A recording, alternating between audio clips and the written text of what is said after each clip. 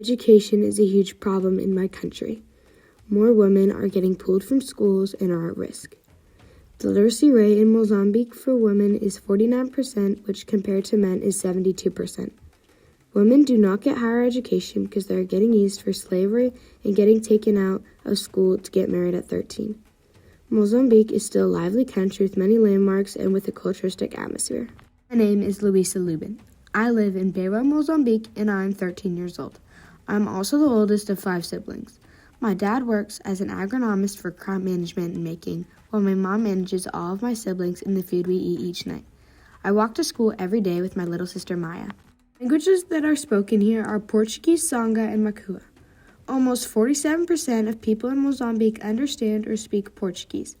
After school, we walk back to our house that is made from local resources, for example, bamboo, mud, and leaves. It is called a makuti.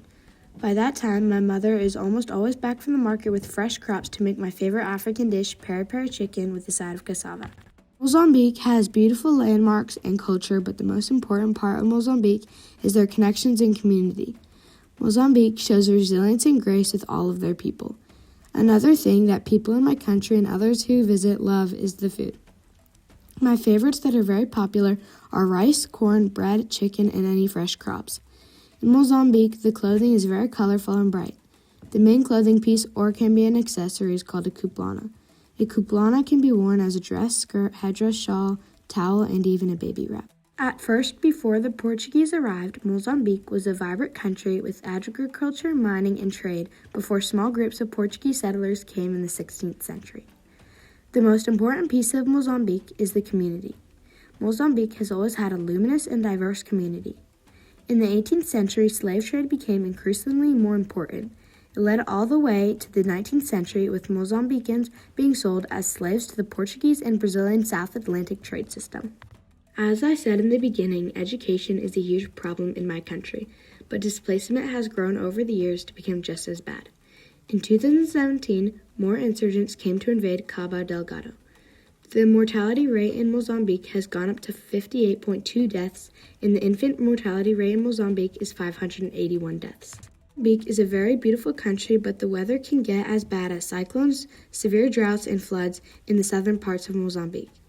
During severe droughts, the resources are extremely hard to find, including clean water sources.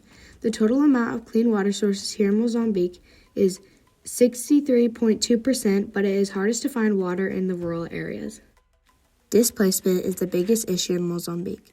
Cabo Delgado is a town in Mozambique that has the most insurgents invading our country. The insurgents are primarily linked to the Islamic State, who call themselves Al-Shabaab. Most people are taken away from their families for forced labor, kidnapping, and even religious tensions. 27.2% of Mozambique are Roman Catholic and 18.9% are Muslim.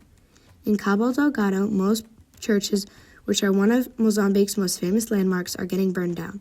Solutions to displacement in Mozambique can be providing more guard service and housing. Mozambique is a lively country with many landmarks and a culturistic atmosphere.